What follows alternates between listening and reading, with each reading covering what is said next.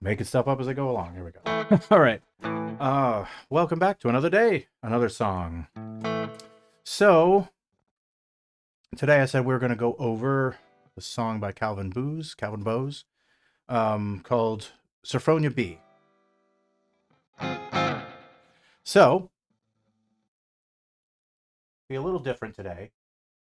This is going to be a move this things around here a little bit. I have the sheet music here, so we can kind of take a look at the chords and you can have like a visual idea of what's going on top of what I'm talking about. So like I said, the song is in the key of A flat. And there we go. I can move the sheet music around to see my little sign is blocking some of it at the bottom there. But anyway, mainly what we're focusing on is on the top here. So the beginning of it, I don't know, maybe I can zoom in a little bit, get a little better. Oh, we go. There we go. So A flat, and it's kind of a swing shuffle kind of thing. So you're getting like a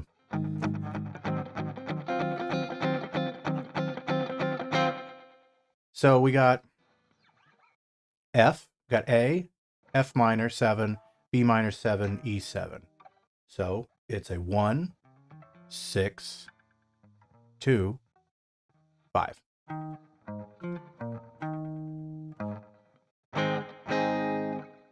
So you can just play an A flat, and like I talked about the other day with the Bob Wills tune, is that if you want to, you can always make that the 1 a 6.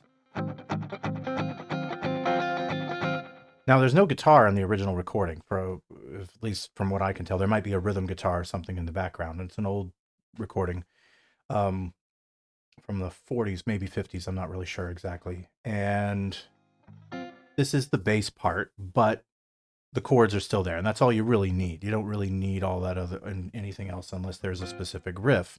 And like I said, there's no guitar, so originally it's just a saxophone, and the original riff is something like this. It starts out with it.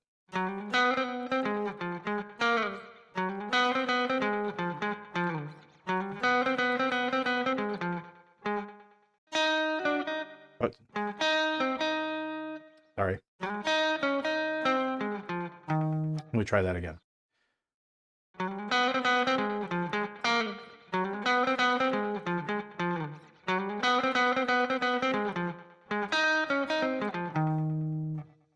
So that's and then it goes right into the verse, and it's piano chunking away, hand claps, and all this other stuff. So you can play an A, and that would be the A part right there. That's the beginning of the verse. And you can see these are the brackets there. That means repeat. That's a repeat sign. And 2, 3, 4, 1, 2, 3, 4. A diminished. I like to play it like that. Just go up a little bit. Then we're on a 2. B minor 7. E flat 7. And then we do this little turnaround.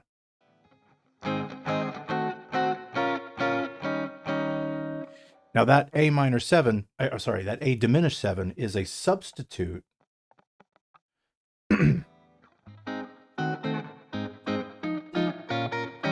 is a substitute for the 6.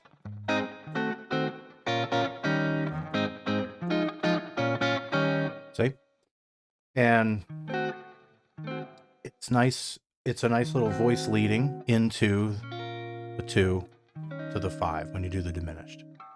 And there's no vocals or anything going on at that point. So and I use this song because it's kind of it's a standard progression for this style of music, for swing and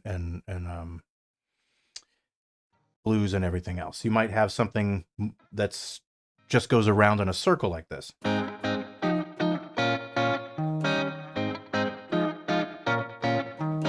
Or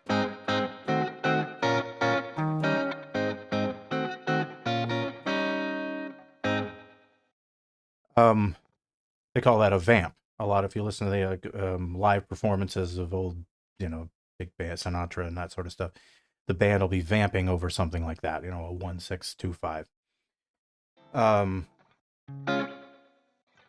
So we had the riff, and you can play those chords in the top there.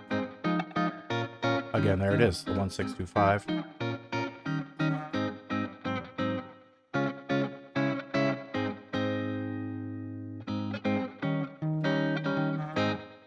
And if you remember, if you were watching the stream a couple days ago, that progression is the exact same thing as the Western Swing, to Bob Wills' tune, I Hear You Talking, just a different key.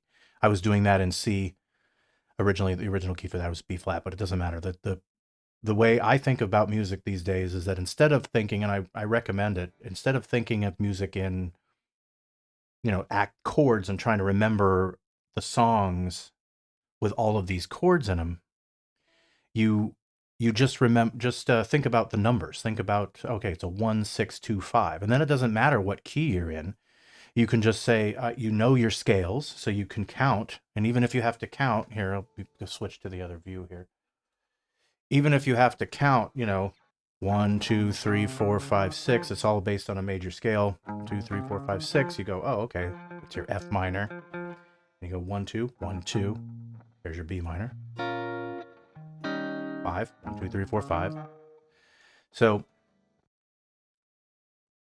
as long as eventually, as you play songs in different keys, you'll be able to go, oh yeah, I know, we're in the key of D. I know what a 1-6-2-5 is. I know it's going to be D, B minor. Let's see if I can do it. D, B minor, E, A, right? And that's just, over time, you just get used to that. But when you think of things in terms of numbers, I find it's easier. I used to think about, I got to remember this is an A flat, and then an F minor, and then a B7. It's a lot more, to me, it just takes up a lot more unnecessary brain power to think about it that way, as opposed to thinking about it in terms of your scale degrees. So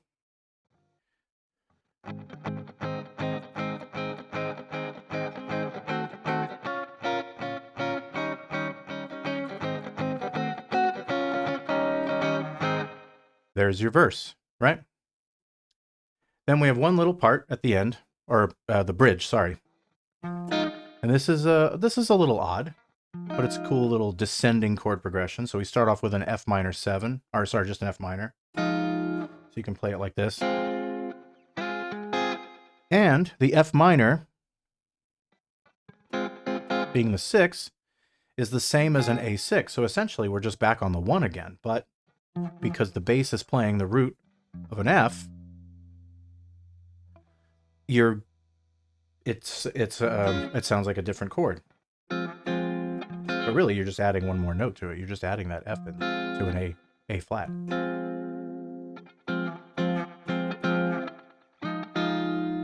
Then we go down to an E augmented. The augmented chords there's only really a couple ways to play those on the guitar, but you play them like this form, which is going to be here.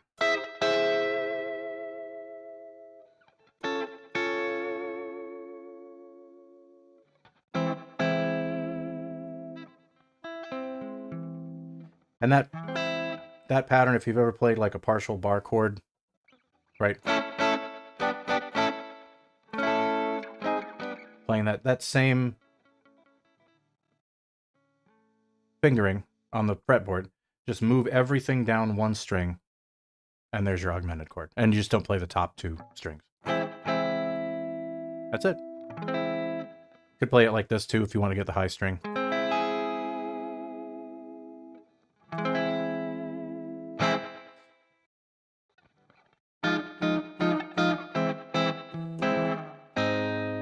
Back to an A. And you see the slash there under the A. Again, this is the bass part. So every time, if you see this, That means this is, you don't have to, as a guitar player, you don't necessarily have to worry about that. That's what the bass is going to be playing. So it's playing a descending line, you know.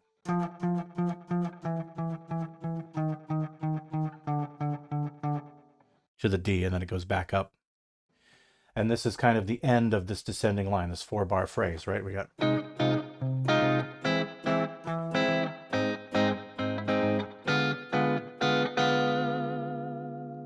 diminished,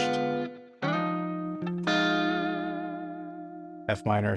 I play a 7th. You can just play an F minor if you want, or like this.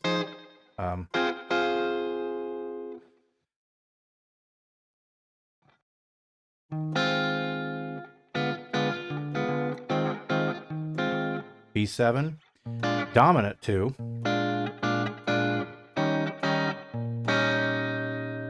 your 5, back to the 1 again.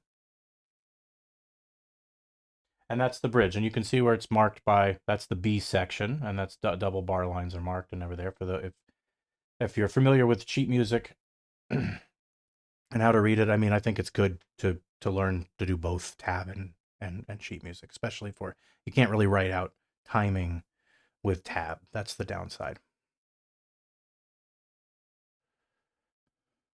Hey, Stevie. I will do. Thanks for joining in for a minute. So then we have these things for, this is, I'm also kind of going over this for, you know, music, sheet music reading and stuff like this. This would be a chart that you would follow. So they say following the railroad track, right? Following the pattern. Right here, you would keep going. And this is an 8-bar of nothing for the bass, or 8-bar repeat probably for this section. So it's just repeating the last 8 bars, or in this case, repeating the A section for 8 bars. So it's just saying, go back to the A section. 1, 2, 3, 4, 5, 6, 7, 8. There's your 8 bars. And then of course this repeats again. It's just following the same thing. You go to guitar solo, A, another A section for, you know, the repeated, you know, you're repeating this twice, and then you go back, and the guitar solo is this is the B section, 8 bars. It says guitar solo. This, I don't know where this chart came from, but I don't believe there's a guitar in the original recording. I think it's a saxophone. But anyway, A, B, A, B. So these are shortcuts for charts. Not fake book stuff exactly, but it's just a way to, A for 8 bar, A section for 8 bars, B section for 8 bars, A section for 8 bars, you know, so on and so forth. And then you got your coda. So somewhere it's going to say to coda, right? And it doesn't look like, this is not the greatest chart in the world, I guess. Well, usually once you're done repeating the second ending, or the ending here, it just goes right to the coda.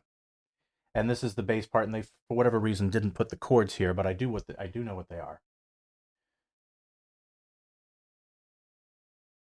I pull this stuff off of the internet and whatever, but I also use the original recording. It's on Spotify, you can hear it, whatever. But it's just a basic example to get, you know, how you would play those chords. So you got A flat, standard bar chord form. You can play it like this. Play it up here if you want. You're backing somebody up. So you got that F minor 7.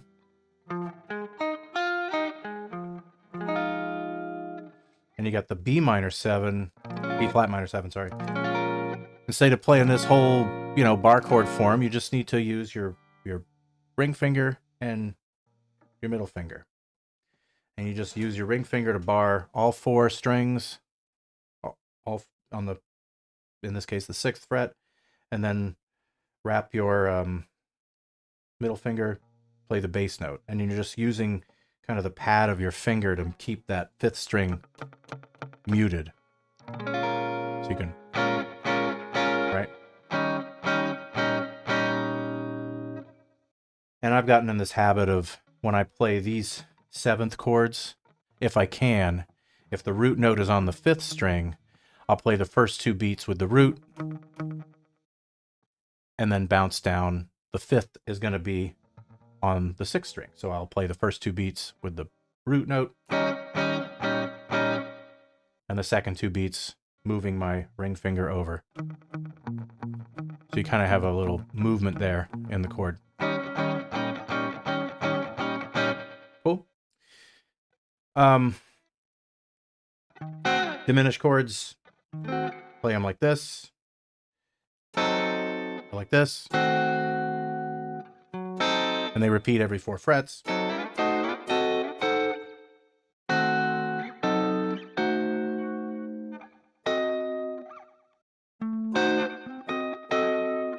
Right? So, however you want to play it. I usually try to keep the chord, when I'm going from chord to chord, to kind of keep it relatively within the same range. So what I mean by that is instead of going, and then I got to go to an F minor 7, I don't want to go way up here.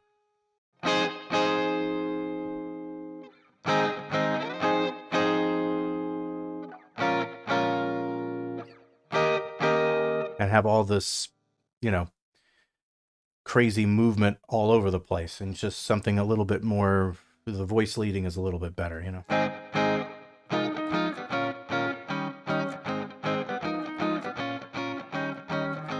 Movement's still going on, the chords are still changing, but it's not as abrupt and obvious.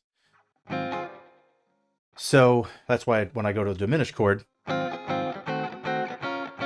it's subtle as opposed to going like really up there, right?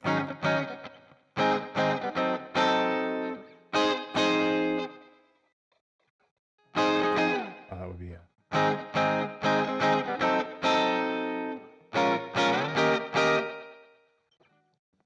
but you can do that if you want, but usually when you're backing something up, it just kind of keeps it pulsing in the background, and it's more of just a subtle movement. Almost sounds like nothing's really going on, but it's actually moving around quite a bit. And then we have the very end, which is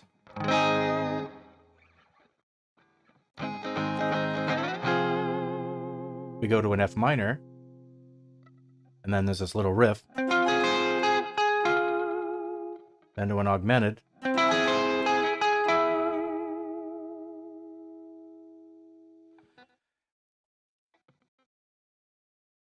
and then it goes to an F minor chord again, or a 1 again. Just does the 2 6 5 1 6 2 5 1 again.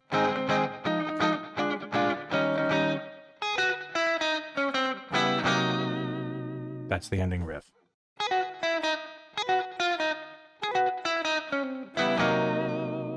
Right? And that's the tune. So I know it's kind of probably clear as mud, but kind of going over something today. And how long have we been going here? We're going about 20 minutes. So another thing occurred to me today, and I saw it on the way to do when I was doing the live stream, is it popped up on my wife's computer today. Apparently, it's Global Beatles Day, whatever that means or whatever that's worth. So a little extra, go over something a little extra today. That's how I kind of got started on the guitar anyway, of course, is learning the Beatles, which is where a lot of people got started.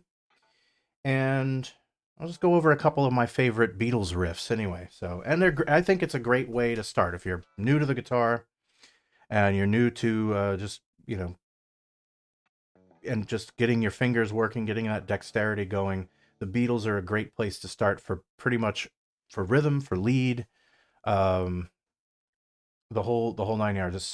There's so much variation in their music that it doesn't stick to one style too much. And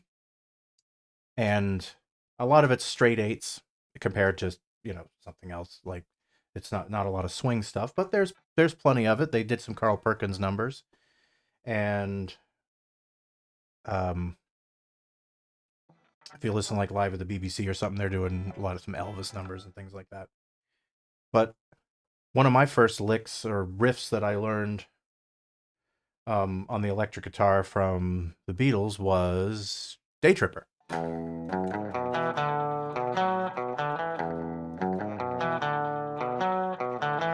Everybody's familiar with that, right?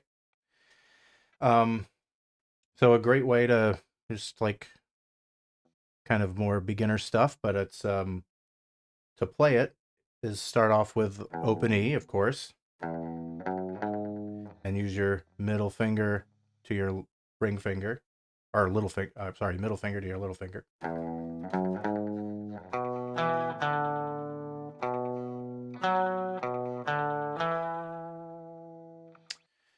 And that just instead of playing it like that, help stretch your hand a little bit, and instead of just playing a scale, you know, and then go up a string, play the same thing.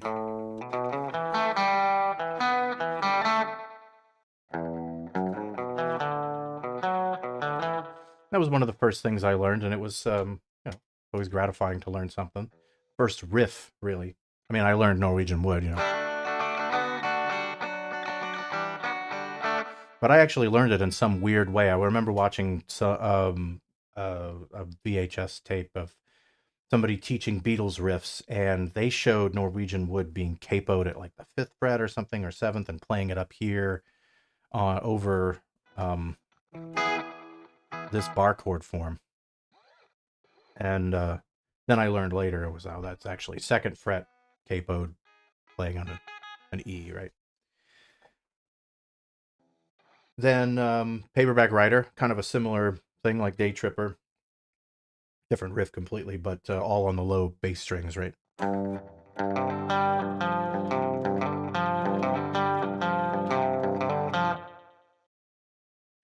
lot of droning, open strings, or not open strings, but hammer-ons and stuff like that.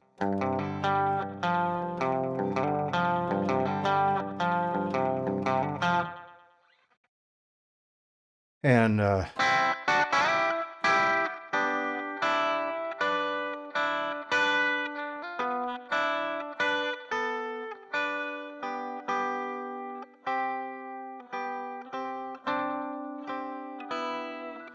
should learn to play it. We got to play it.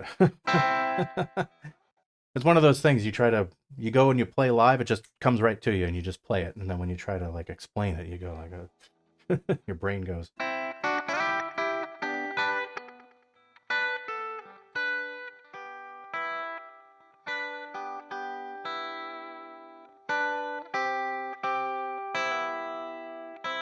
There it is.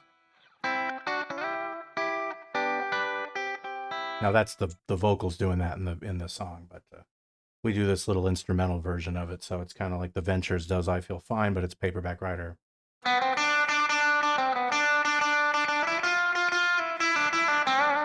Right. Which reminds me, "I Feel Fine." That was this one. This one's actually still. It's not the easiest riff in the world, and part of it is because of the stretch that's involved.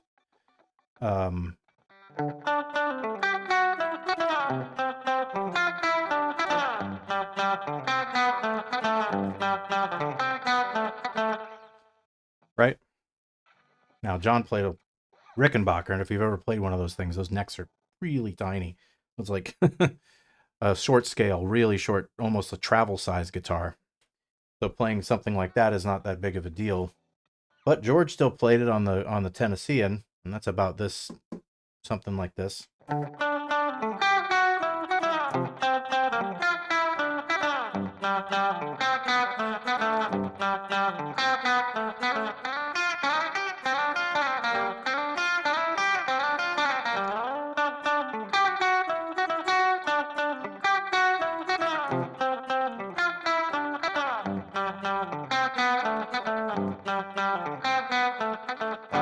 Fun riff.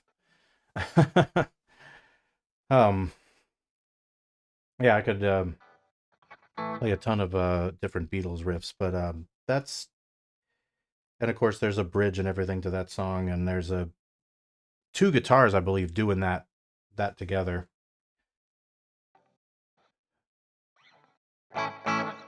What else? What other? Trying to think of some other riffs that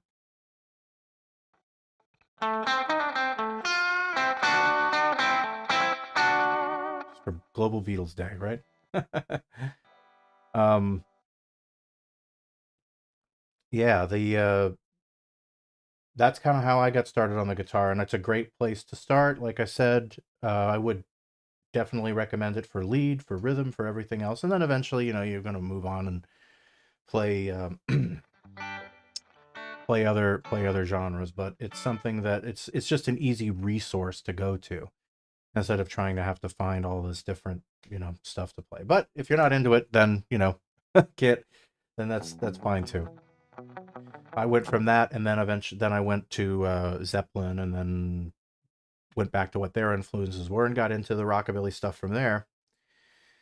And now I got all this these rockabilly things in my head.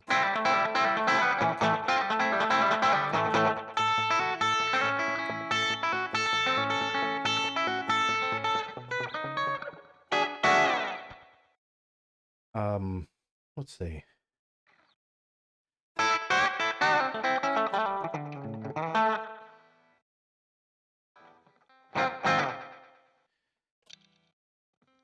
What other?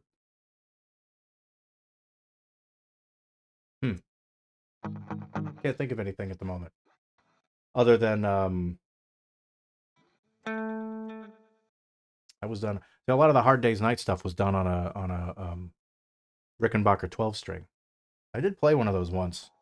Really weird, but very stiff. You can't really bend the strings with a 12 string, obviously. So you're going to be stuck playing it. And the thing with the 12 strings is that, like the top two are not, it's octaves until you get to the top two strings, and then it's just unison. And cool sound. I've never owned a Rickenbacker. You don't see them very often. They're quite rare. The fingerboard itself is kind of strange. They're usually some kind of like urethane or lacquer on them, which creates a very weird feel to it. Electronically, I remember them being really difficult to work on compared to a Gibson or a Fender or something like that. And that would always be the first thing somebody would have an issue with when they had a Rickenbacker, was some sort of electronic problem down the road. Not to, they're great guitars, but like I said, I don't really see too much of them around here in any guitar shops or whatever. I don't really see Gretsches, to be honest. I see some Electromatics and stuff like that, but nothing crazy. All right. Well, we're about at that half-hour mark for today, and just wanted to, keep it going for this week, and we'll be on again tomorrow. See what we're going to go over tomorrow. We did something slightly more complicated today. We'll go over something a little easier tomorrow, maybe some sort of standard rockabilly tune. I'm not sure exactly what yet. I'll figure it out. And I know what we can do. We'll do a Stray Cats tune, because we've did some classic rockabilly stuff, but we haven't done any Stray Cats. So maybe a classic Stray Cats tune. All right. Until tomorrow, same time, 2:00. I didn't post for the stream until the last minute here today, so I just totally blanked on it when I got off the computer yesterday. But I'll post that here right away, and we'll see you guys tomorrow. Thanks again for joining the live stream. If you're watching it now or you're watching it later, happy Global Beatles Day, I guess. And we'll see you guys tomorrow.